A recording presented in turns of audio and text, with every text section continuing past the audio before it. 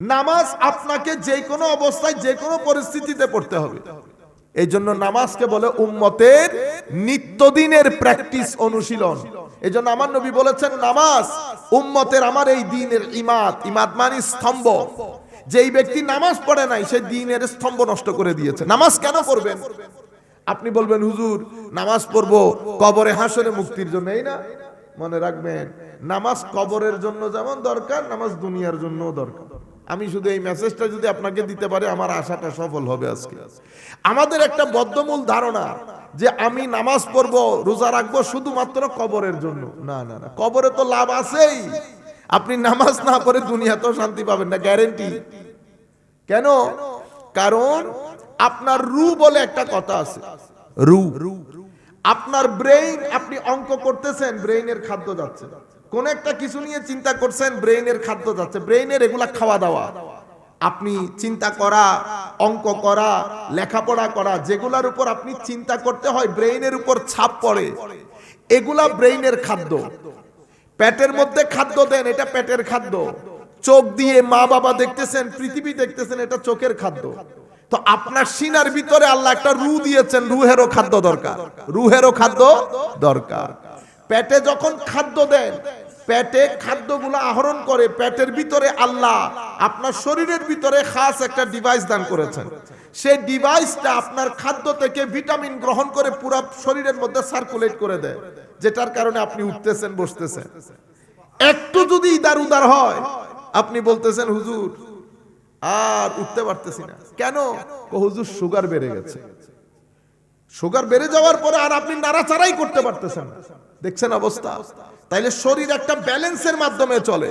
সে balancing এর মধ্যে যদি একটু 19-20 হয়, আমি বলতেছি না ইনফেকশন হয়ে গেছে। ইনফেকশন মানে মারিতে এমন কিছু জিনিস আমি ঢেলেছি যেটা মারি পছন্দ করে না। যেহেতু পছন্দ করে না, মাহি এটা প্রতিবাদ করা শুরু করছে। এই প্রতিবাদ করাকে আমি বলতেছি ইনফেকশন। এখন তার জন্য বিশেষ ওষুধ দিতে হয়, তাকে আমরা বলি অ্যান্টিবায়োটিক। কি বলি? অ্যান্টিবায়োটিক ছাড়া সে আর রাজি হয় না, সে রাজি হয় না। অনুরূপ ভাবে সবাইকে সবকিছু দিলাম, দেখছেন মারির সামান্য অংশ, সামান্য একেবারে দাঁতের শেষ গোড়ায়, এত বড় ইনসান, এত বড় শরীর, 75 কেজি ওজনের শরীর, সামান্য একটা অংশের ব্যথায় আর নাড়াচাড়া করতে পারে না। কথা বলতে বলতে বার্তা বলতে পারতেছি না, উঠতে পারতেছি না, বসতে পারতেছি। এটা ইনসান, এটা ইনসান। এগুলার মধ্যে ইনসানের অহংকারের কোনো শেষ নাই। হাকিকত বুঝার চেষ্টা করবেন। তো যেভাবে একটা সামান্য ব্যথার কারণে আমার জীবনের অবস্থা 12টা বেজে গেছে, ঠিক সেভাবে যখন আপনি রুকে খাদ্য দেওয়া বন্ধ করে দেবেন, আপনার রু প্রটেস্ট করে উঠবে। রু যদি প্রটেস্ট করে, আপনি রাস্তায় রাস্তায় দৌড়াবেন, শান্তি পাবেন না। যেটা বর্তমান সময়ে সৃষ্টি হয়েছে আমাদের এখানে, কথায় কথায় ঝগড়া লেগে যাচ্ছে না? এই যে আপনি এখান থেকে যদি সকালবেলা উঠে বাজার পর্যন্ত যান, দেখবেন শুধু মানুষ ঝগড়াই করতেছে।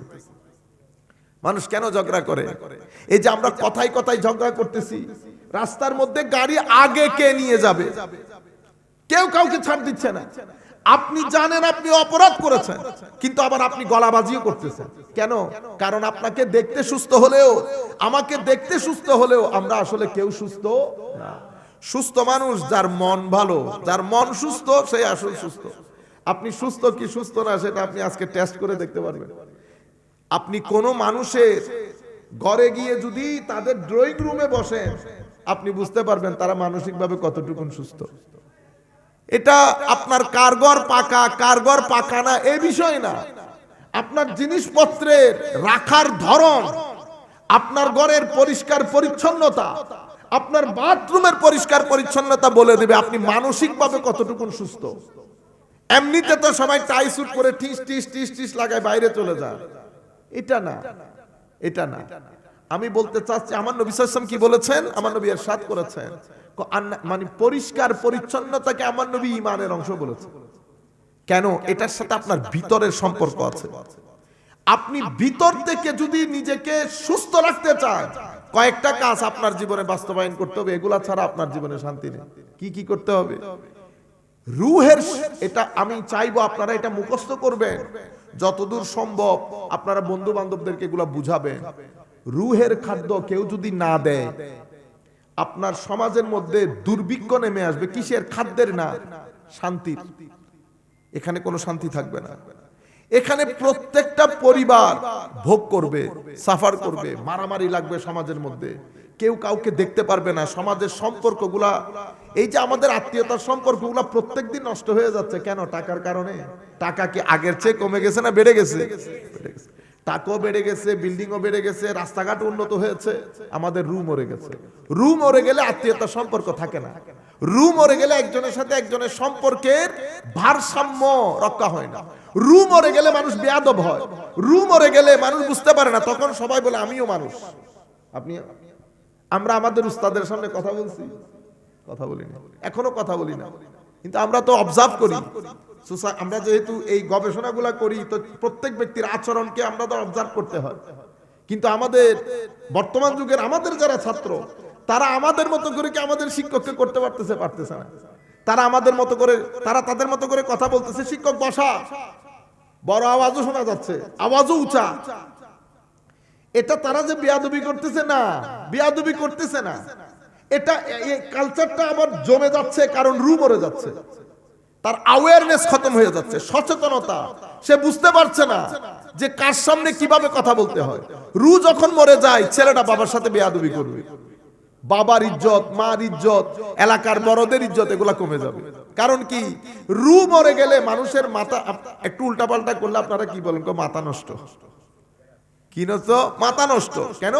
যখন ব্রেইন প্রপারলি কাজ করে না, তখন মানুষ সমীচীন ভাবে কাজ করতে পারে না।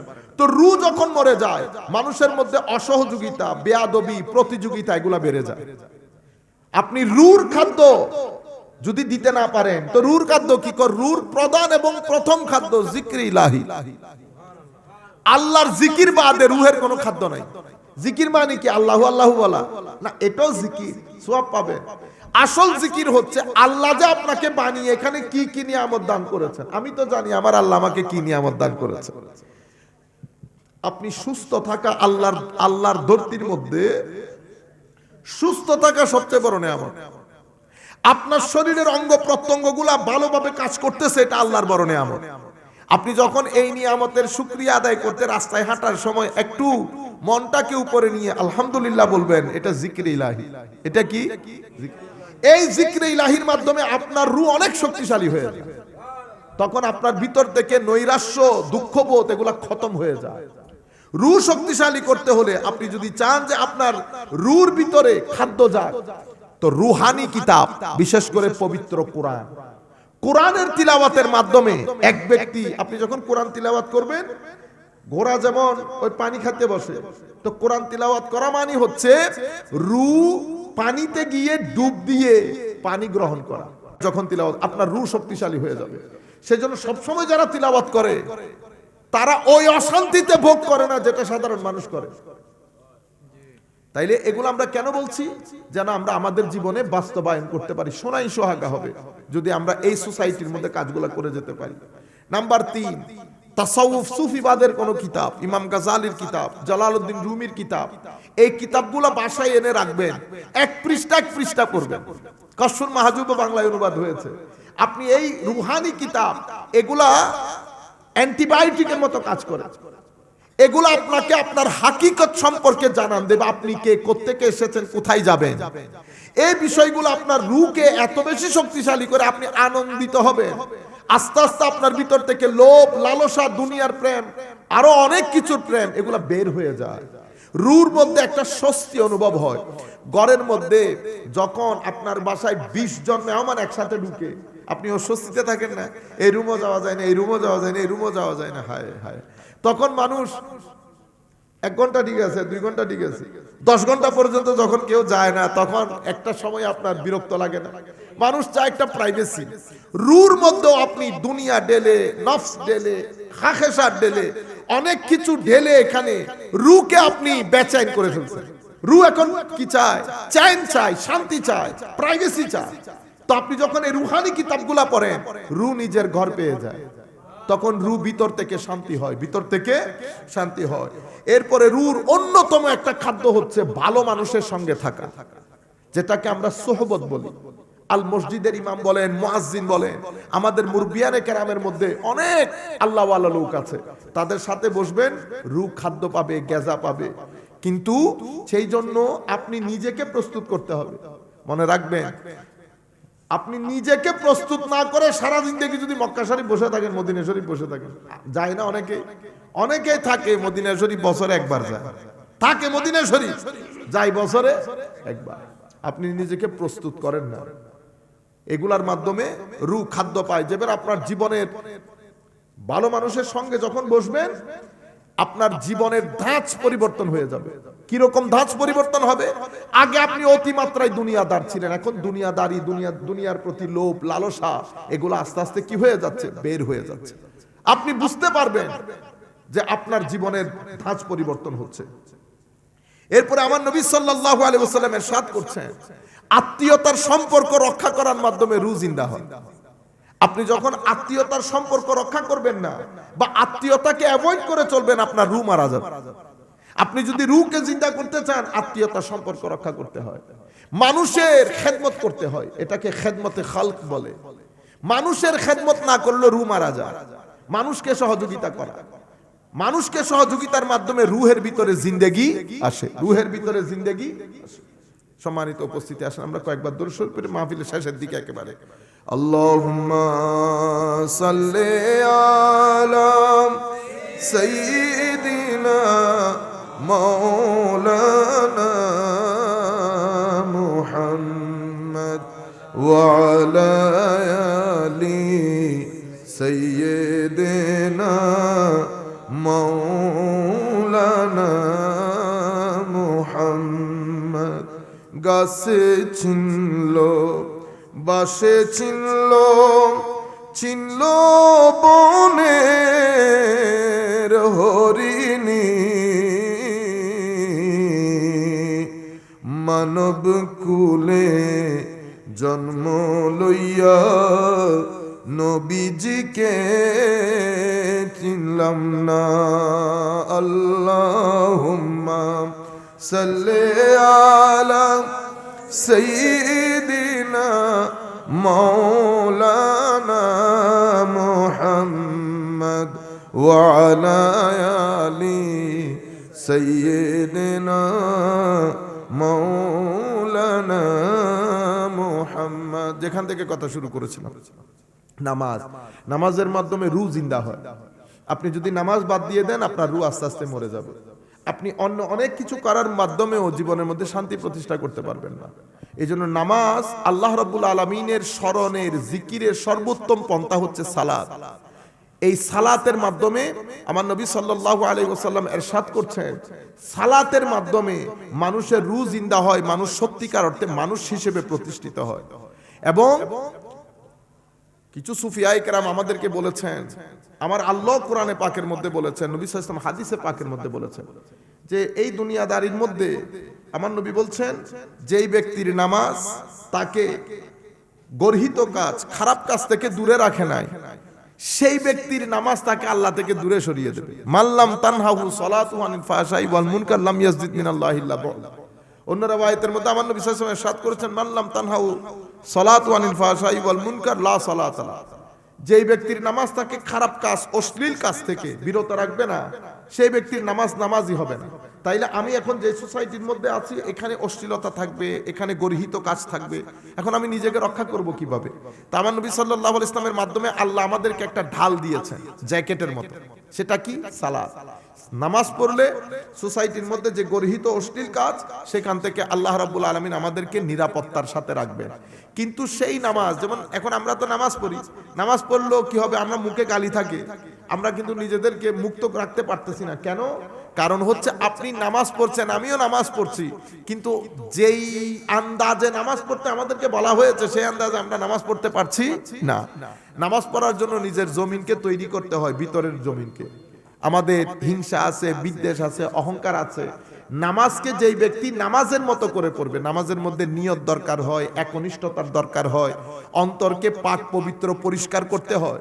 যেমন আমাদের এখানে পবিত্রতা ছাড়া আপনি নামাজ পড়তে পারবেন না। আমাদের এখানে পবিত্রতা আমরা মনে করি শুধু পানি দিয়ে ওযুর পবিত্রতা না, এখানে পবিত্রতা 4 ক্যাটাগরির আছে। আমরা 4টা ক্যাটাগরি বাদ দিয়ে যদি 3 ক্যাটাগরির বলি, তো আমাদের একটা পবিত্রতা হচ্ছে আমার চোখের, কানের, মুখের, হাতের, পঞ্চ ইন্দ্রিয়।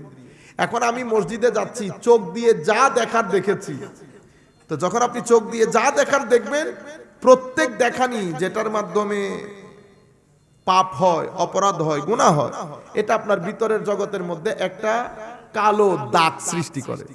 তো যখন কালো দাগ সৃষ্টি করে, আপনার চোখের মাধ্যমে কালো দাগ, কানের মাধ্যমে কালো দাগ, মুখের মাধ্যমে কালো দাগ, হতে হতে এটা একসময় এনভেলাপের মতো হয়ে যাবে, কালো দাগের এনভেলাপ। এই কালো দাগের কলব নিয়ে যদি আপনি নামাজে দাঁড়ান, আপনি নামাজের মধ্যে শান্তি পাবেন না, আপনি বাধ্য হয়ে নামাজ পড়বেন। তাইলে আপনি কি করতে হবে? আগে আপনি নামাজের আগে আপনার এই কালো দাগগুলা, এটা আপনি আগে বুঝতে হবে যে কালো দাগ আছে, তওবা করতে হবে, ওযু করতে হবে, চোখের হেফাজত করতে হবে, কানের হেফাজত করতে হবে। এরপরে যখন নামাজে যাবেন, অন্তর থেকে যখন 10% অন্ধকার সরে যাবে, যখন মজা পাবেন আপনি। গায়ের জ্বর উঠলে যেমন বিরিনিও মজা লাগে না, অনুরূপভাবে কলবের মধ্যে কালো দাগ থাকলে নামাজ টেস্ট লাগে না। সেই জন্য দেখবেন আমি যাচ্ছি আর আসছি, 2 মিনিটের মধ্যে যাই, 3 মিনিটের মধ্যে বের হয়ে যায়, নামাজ হয় না। এই জন্য নামাজ যখন পড়বেন, আগে নামাজের জন্য একটা তৈয়ারি আছে, প্রিপারেশন আছে, নিয়তের প্রিপারেশন, তাহারাত তথা ওযুর প্রিপারেশন, এরপরে পঞ্চ ইন্দ্রিয়ের হেফাজত, তওবার নামাজ। একটা তো পঞ্চ ইন্দ্রিয়ের পবিত্রতা, একটা ওযু দিয়ে শরীরের পবিত্রতা, একটা তওবা দিয়ে চোখের, কানের, মুখের পবিত্রতা। এরপরে আমার ভিতরেও ময়লা আছে না, অহংকার আছে, অশ্লীলতা আছে, ঘৃণা আছে। এই পবিত্রতাও যদি আমি না মুছি, মোটামুটি আমি পবিত্রতার দিকে না যাই, তাহলে আমি কলসির ভিতরে ময়লা রেখে যদি আমি পানি কলসির ভিতরে ভরি, এই পানি কেউ পান করে না। এই জন্য আমাদের 3 ধরনের পবিত্রতা দরকার হয়। একটা পবিত্রতা ওযুর পানি দিয়ে বাইরে, শরীরের বাইরের অপবিত্রতা দূর করতে হয়। তওবার পানি দিয়ে, তওবার নামাজ দিয়ে আল্লাহর দরবারে তওবা করে চোখের, কানের, মুখের এই অপবিত্রতা দূর করতে হয়।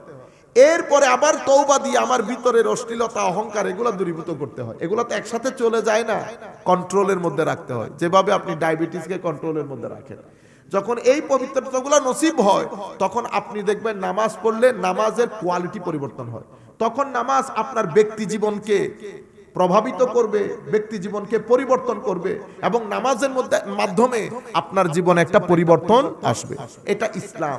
তৃতীয় যে জিনিস আমার নবী আমাদেরকে শিখিয়েছেন, ইহসান।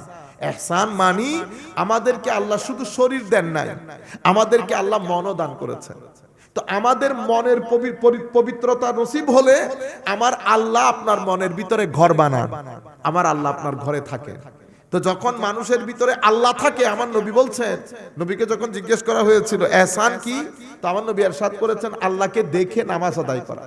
তখন মানুষের মনে যেহেতু আল্লাহ বসবাস করে, তখন সেই ব্যক্তি আল্লাহ ওয়ালা হয়ে যায়। আমরা কি বলি? আল্লাহ ওয়ালা মানে আল্লাহকে সাথে নিয়ে চলে। তো আল্লাহ রাব্বুল আলামিন, আমরা যেমন অপবিত্রতা পছন্দ করি না, আমার আল্লাহও অপবিত্রতা পছন্দ করেন না। এই 3টা জিনিসের উপর, ঈমান, ইসলাম, ইহসান, এই 3টা জিনিসের উপর আমাদের দ্বীনের ভিত্তি। আমি আখেরি কথা বলে আমাদের বক্তব্য শেষ করতে, যেহেতু অনেক ঠান্ডা লোকজন। হুজুর করিম সাল্লাল্লাহু আলাইহি ওয়াসাল্লাম রূহের, আমি খাদ্যের কথা বলতে গিয়ে আপনাদেরকে বলছি 4টা-5টা বলেছে, আপনারা এগুলো মনে রাখার চেষ্টা করবেন। আমার নবী সাল্লাল্লাহু আলাইহি ওয়াসাল্লামের এই হাদিসটা বলে আমরা আমাদের বক্তব্য শেষ করব। আমার নবী সাল্লাল্লাহু আলাইহি ওয়াসাল্লাম ইরশাদ করছেন, আর্থকুইক বেড়ে যাবে সোসাইটির মধ্যে, এবং নবী সাল্লাল্লাহু আলাইহি ওয়াসাল্লাম ইরশাদ করেছেন সময়ের কোনো বরকত আপনি আর পাবেন না, এটাকে তাকারুবে জামান বলে। আমার নবী সাল্লাল্লাহু আলাইহি ওয়াসাল্লাম ইরশাদ করেছেন ফিতনা বেড়ে যাবে, এবং ফিতনা এভাবে বেড়ে যাবে সামাজিক ক্ষেত্রে, ওয়াজের বক্তব্যের মাঠে, এবং আমাদের এই মাহফিলের ক্ষেত্রে চতুর্মুখী ফিতনা বেড়ে যাবে। আমার নবী সাল্লাল্লাহু আলাইহি ওয়াসাল্লাম বলেছেন তখন বক্তা বের হবে অনেক, প্রত্যেক বক্তা মানে এমন এমন বক্তা বের হবে, তারা মানুষকে জাহান্নামের দিকে আহ্বান করবে। যারা এই সমস্ত বক্তার সাথে যুক্ত হবে, তারাও জাহান্নামে নিক্ষিপ্ত হবে। আমার নবী সাল্লাল্লাহু আলাইহি ওয়াসাল্লাম বলেছেন এই সমস্ত বক্তারা আমার উম্মতের যেই মেইন স্ট্রিম, উম্মতের যে এজমা, এখান থেকে সরে গিয়ে নতুন নতুন জায়গায় মানুষকে নতুন নতুন কথা দিয়ে মানুষকে ধোঁকা মারবে। মানুষ এগুলার ভিতরে মিশ্রিত হয়ে মানুষও পথভ্রষ্ট হবে। আমার নবী সাল্লাল্লাহু আলাইহি ওয়াসাল্লাম আবার ইরশাদ করছেন, পরিস্থিতি এমন গিয়ে ঠেকবে, শেষ জামানায় কিছু যুবক, কিছু মানুষ বয়সে কম, ব্রেইন ওয়াশ হবে, তারা কোরআন হাদিস থেকে কথা বলবে, কিন্তু দিন থেকে এত দূরে সরে যাবে যেভাবে তীর ধনুক থেকে দূরে সরে যায়। কোরআন শরীফ পড়বে, ঈমান তাদের কণ্ঠনালী ভেদ করে ভিতরে যাবে না। সেই পরিস্থিতিতে আমরা এসে পড়েছি। আমার নবী বলেছেন, ঈমান পুরো পৃথিবী থেকে পালিয়ে মদিনা শরীফ চলে যাবে। এমন একটা পরিস্থিতিতে আমরা এসেছি। আমরা আল্লাহর দরবারে দোয়া করব, আল্লাহ যেন আমাদেরকে ফিতনাময় পরিস্থিতিতে ঈমানের হেফাজতের সাথে আমরা যেন পৃথিবীতে জীবন যাপন করতে পারি। যুবকদেরকে যেটা বলবো, কোনো নতুন কথায় কান দিবেন না, কোনো নতুন কথায় কান দেবেন না। আগ থেকে আপনারা যা কিছু করে আসছেন সেগুলাই করেন। এখন আরো অনেক ধরনের কথা ভবিষ্যতে আপনারা শুনতে পাবেন। শেষ পর্যন্ত তো পরিস্থিতি বোধহয় এদিকে চলে যাবে, বলা হবে যে কোরআন শরীফের যত আয়াত, আসলে তত আয়াত না, অনেক আয়াত, এগুলো পরবর্তীতে অ্যাড হয়েছে। এই কথাগুলো ভবিষ্যতে আসবে। এখন দেখতেছেন না, নবী সাল্লাল্লাহু আলাইহি ওয়াসাল্লাম শেষ নবী না, নবীর পরও নবী আছে।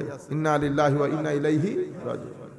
এখন বলতেছে এই আমার নবী সাল্লাল্লাহু আলাইহি ওয়াসাল্লামের যে উম্মতে হাদিসে পাক, হাদিসের এগুলার কোনো আইনগত ভিত্তি নাই, এটা অনেক পরে, অনেক পরে। নাউজুবিল্লাহ বলে 1200-1300 বছর উম্মতের মাযহাব, এখন কোনো মাযহাব নাই। দেখছেন নি, এ বলে হাদিস নাই, এ বলে মাযহাব নাই। 3 দিন পরে আরেকজন আইসা বলবো কোরআন নাই। বুঝতে পেরেছেন? ইনি বলতেছেন মাযহাব লাগবে না, কিসের মাযহাব, আমি ডাইরেক্ট হাদিস থেকে বলবো। আরেকজন বলতেছে হাদিসই লাগবে না, কেন হাদিসও আসছে 300 বছর পর। তো বেটা নামাজ পড়বি কেমনে? সালাতুন মানে হচ্ছে দোয়া। সালাত মানে কি? দোয়া। বস রাস্তায় হাঁটতে হাঁটতে হাত তুলে আল্লাহর দরবারে দোয়া করব, আল্লাহ আমাকে হেদায়েত দান করেন, আমিন, সালাত হয়ে গেছে। আপনারা কি না কইব না বেটা, এটা হয়ে গেছে। যারা হাদিসে পাক অস্বীকার করে, ঠিক আছে, এটাই হচ্ছে তাদের ভিত্তি, এবং এটা ভবিষ্যতে কোথায় যায় আল্লাহ পাক ভালো জানে। কেউ সাহাবায়ে কেরাম সম্পর্কে সমালোচনা করে, কেউ আলে বাইত রাসূলের নাম নিতে চায় না, কেউ আউলিয়ায়ে কেরাম সম্পর্কে মাজার পূজা বলে। এই ভিন্ন ভিন্ন অনেক কথা শুনবেন। জ্ঞান দুই প্রকারের, উপকারী এবং অপকারী। তো যেহেতু জ্ঞান দুই প্রকারের, সেই হেতু ওয়াজ কিন্তু দুই প্রকারের না, ওয়াজ এক প্রকার। ওয়াজের মধ্যে উপকার হয়, কিন্তু বক্তব্য, আমরা যে বক্তব্য দেই এগুলা দুই প্রকারের, একটা উপকারী বক্তব্য, একটা অপকারী বক্তব্য। কেন? কারণ জ্ঞান যে দুই প্রকারের, উপকারী কোনটা, অপকারী কোনটা।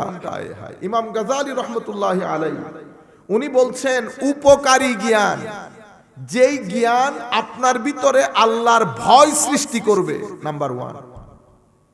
যেই জ্ঞান আপনার আমল, আপনার দোষ ত্রুটি সম্পর্কে আপনার ভিতরে একটা বিশেষ চোখ দান করবে, যেই চোখ দিয়ে আপনি দেখবেন আপনার আমলের মধ্যে কি কি খারাপি আছে, আপনার ভিতরে কি কি খারাপি আছে। এই দুই খারাপি যদি আপনি দেখেন, তোকে ওই এলমকে, ওই জ্ঞানকে বলে উপকারী জ্ঞান। 2। 3 নাম্বার, যেই জ্ঞান আপনাকে, আপনার জীবনকে আখিরাতমুখী করবে, আপনার জীবনকে আখিরাতমুখী করবে, পরকালমুখী করবে, পরকালের একটা চিন্তা আপনার ভিতরে জাগরিত হবে। 4, যেই জ্ঞান আপনার ভিতর থেকে দুনিয়ার লোভ লালসা তুলে দেবে, সেই জ্ঞানকে উপকারী জ্ঞান বলে। তাহলে কয়টা বললাম? উপকারী জ্ঞান আমি এমনিতে প্রধানত 4টা বলতেছি, এটার ভিতরেই সবকিছু আছে। নাম্বার 1, যেই জ্ঞান আপনার ভিতরে আল্লাহর ভীতি প্রদর্শন করবে। নাম্বার 2, যেই জ্ঞান আপনাকে আপনার জীবন এবং আপনার আমলের মধ্যে কি কি খারাপি আছে এই বিষয়গুলো সম্পর্কে আপনার ভিতরে আলাদা একটা চোখ সৃষ্টি করবে। আপনি দেখবেন আপনার ভিতরে কি কি খারাপি আছে, ওই আমলের মধ্যে কি কি সমস্যা হয়েছে, নিজেকে শুদ্ধ কিভাবে করতে হবে। আল্লাহ এটাকে বলে বাসারত। আল্লাহ বিশেষ দৃষ্টি দান করেন, অন্তর্দৃষ্টি। 2।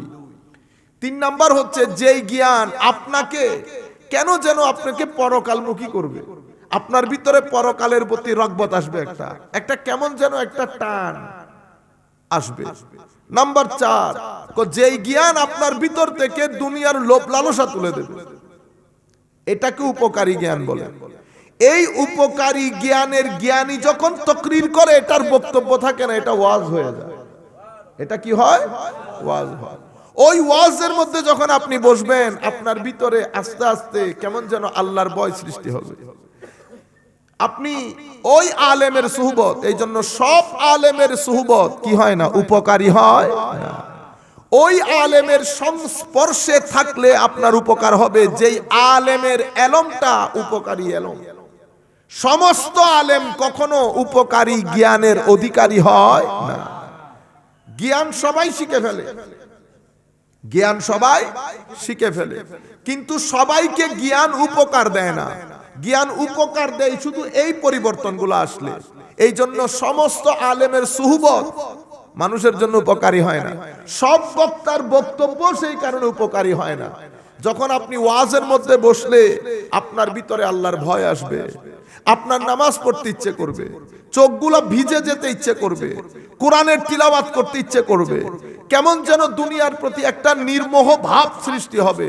তো মনে করবেন যে আজকে আপনি ওয়াজে বসছেন, আজকে আপনি ওয়াজে বসছেন। এই ওয়াজের সাথে কি কি জিনিসের সম্পর্ক থাকে? যিনি বক্তব্য দিতে আসেন, উনার নিয়তের সঙ্গে প্রথমে নিয়ত, উনার একনিষ্ঠতা, ইখলাস যদি না থাকে, আমার নবী হাদিসে পাকের মধ্যে ইরশাদ করছেন, হায় হায় শেষ জমানার কথা বলতে গিয়ে শেষ জমানা কেমন হবে, আমার নবী বলছেন তিনটা জিনিস সমাজ থেকে একেবারে উঠে চলে যাবে, মানুষ জানবেও না। ব্যাং নজরে আসে এখন, ব্যাং ব্যাং, আপনারা বুঝতেছেন তো? ব্যাং নজরে আসে না, এটা হাদিসে রাসূল আমার নবী বলেছেন, কিয়ামতের আগে যেই জিনিসটা সবচেয়ে প্রথমে পৃথিবী থেকে মুছে যাবে সেটা ব্যাং। আমার নবী হাদিসে পাকের মধ্যে বলছে তিনটা জিনিস তো পৃথিবী থেকে না হয়ে যাবে। নাম্বার 1, হালাল রুজি, হালাল ইনকাম পৃথিবী থেকে একেবারে না হয়ে যাবে। হায় হায়, আল্লাহর দরবারে দোয়া করি আল্লাহ যেন আমাদেরকে, আমার নবী যেই কথাগুলা বলেছেন এগুলা এই জায়গা থেকে যেন আমাদেরকে বাঁচিয়ে রাখে। আল্লাহ যেন হালাল রুজি বাদে হারাম আমাদের পেটে না দেয়। আপনার জীবনে আপনার পেটে যদি হারাম থাকে, মনে রাখবেন লাখ কোটি টাকাও যদি আপনার ব্যাংকে পড়ে থাকে, আপনি শান্তিতে থাকতে পারবেন না। কেন? কারণ আমার নবী এটাতে ক্রস চিহ্ন দিয়েছেন। যেই জিনিসগুলোতে আমার নবী ক্রস চিহ্ন দিয়েছেন, সেই জিনিসগুলো যদি আপনার উপর আপনি ঢেলে দেন, আপনি শান্তিতে থাকতে পারবেন না। হালাল রুজি আমার নবী বলছে একেবারে না হয়ে যাবে।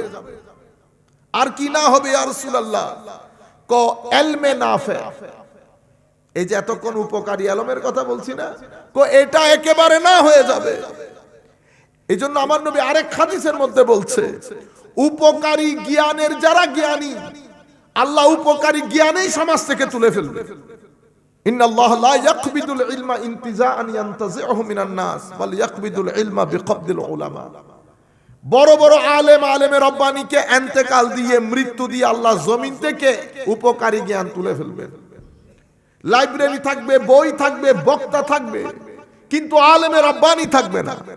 সব যেন ওই ইয়া আছে না, কি বলে, লেদারের মতো, বস টক টক করে আমরা চলে গেলাম, জি রেক্সিনের মতো, কোনো ভিতর নাই, রু নাই। আমরা দিন দিন আমাদের রু মরে যাচ্ছে পুরা বাংলাদেশের সোসাইটি থেকে। আমরা মাথার ব্রেইন দিয়ে মাথার খাদ্য দিচ্ছি, পেটের খাদ্য দিচ্ছি, রুহের খাদ্য বন্ধ করে দিয়েছি। রুহের খাদ্য বন্ধ করে দেওয়ার কারণে আমাদের রুগুলা মরে যাচ্ছে। মনে রাখবেন, কোন সোসাইটিতে যখন রু মারা যায়, সেই সোসাইটির মধ্যে অনেক টাকা পয়সা থাকলেও সেই সোসাইটির মধ্যে স্থিরতা থাকে না। কারণ আমার আল্লাহ রাব্বুল আলামিন আপনাকে যে ডিজাইন দিয়েছেন, ওই ডিজাইনের মধ্যে যা যা কিছু দিয়েছেন, পেট বলেন, রু বলেন, কলব বলেন, ব্রেইন বলেন, চোখ বলেন, আপনি এগুলাকে যদি প্রপারলি ইস্তেমাল না করেন, আপনি চোখে যা মন চাই করতে পারবেন? করতে পারবেন না। আপনি অন্ধকারে বসে যখন মোবাইলের দিকে তাকিয়ে থাকবেন এক নজর, দেখবেন কিছুদিন পরে চোখের আলো চলে যাচ্ছে। বুঝতে পেরেছেন? তো রুহের খাদ্য যেমন, চোখের যেমন খাদ্য দরকার, রুহেরও খাদ্য দরকার। আমরা সেই জায়গার মধ্যে পরে আসতেছি, আর বক্তব্য দীর্ঘায়িত করব না, আপনারা ভয় পাবেন না ইনশাআল্লাহ। আমার নবী সাল্লাল্লাহু আলাইহি ওয়াসাল্লাম ইরশাদ করছেন, বড় আলেমের ইন্তেকালের মাধ্যমে জমিন থেকে আলম উঠে যাবে। কিতাবপত্র থাকবে, মসজিদ মাদ্রাসা থাকবে, তকরির ওয়াজ তকরির বেড়ে গেছে না আজ থেকে? হ্যাঁ, অনেক অনেক অনেক বেড়ে গেছে। কিন্তু আগের সেই ওয়াজের, আগের সেই কি বলে মানে ফ্লেভার, যেটা আগের ওয়াজের যে গেজাম নষ্ট হয়ে গেছে। আমরা তো আগে তো ওয়াজ শুনতে যারা আসতো ওযু করে আসতো, এখন তো আমরা ম্যাক্সিমাম ওযুই করি না। করি? যিনি বক্তা উনি করেন কিনা সন্দেহ।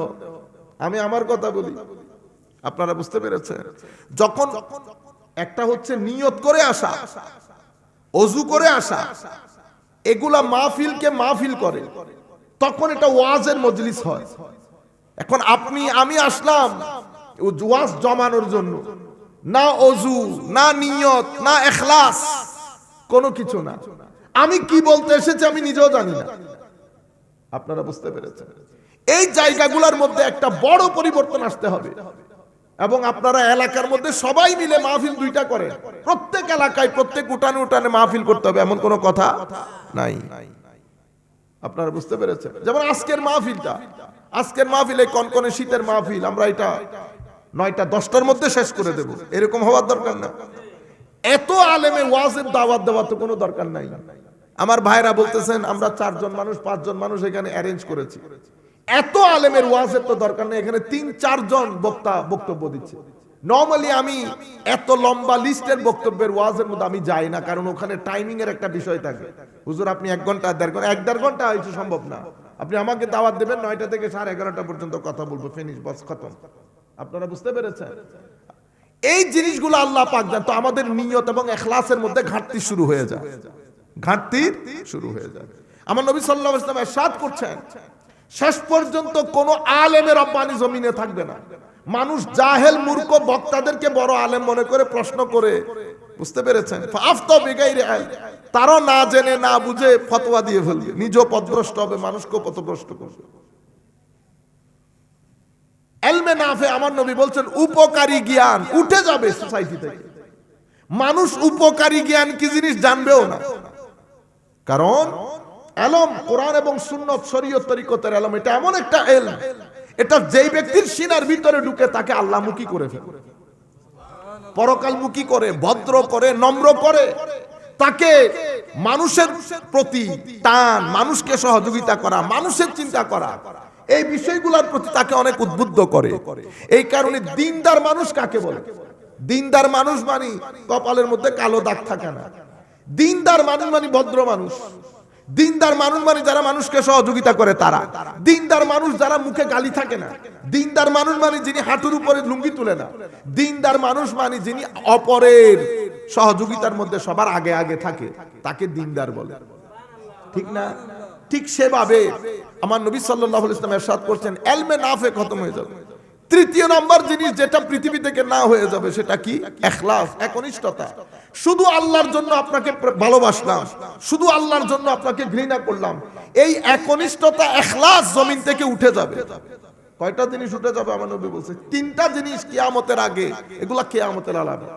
কয়টা একেবারে না হয়ে যাবে? সেই 3টা জিনিসের মধ্যে প্রথম জিনিস হালাল রুজি।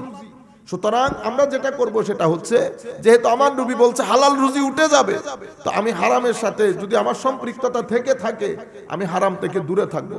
আল্লাহর দরবারে দোয়া করব আল্লাহ যেন হারামের টাকা 1 পয়সাও আমার ভিতরে, আল্লাহ যেন মৃত্যুর আগ পর্যন্ত আমাদের ভিতরে না ঢুকায়। 2 নাম্বার জিনিস উপকারী জ্ঞান উঠে যাবে বলেছে। 3 নাম্বার জিনিস আমার নবী সাল্লাল্লাহু আলাইহি ওয়াসাল্লাম ইরশাদ করেছেন একনিষ্ঠতা উঠে যাবে। আল্লাহর জন্য মানুষকে চাওয়া, আল্লাহর জন্য মানুষের সাথে দোস্তি করা খতম হয়ে যাবে।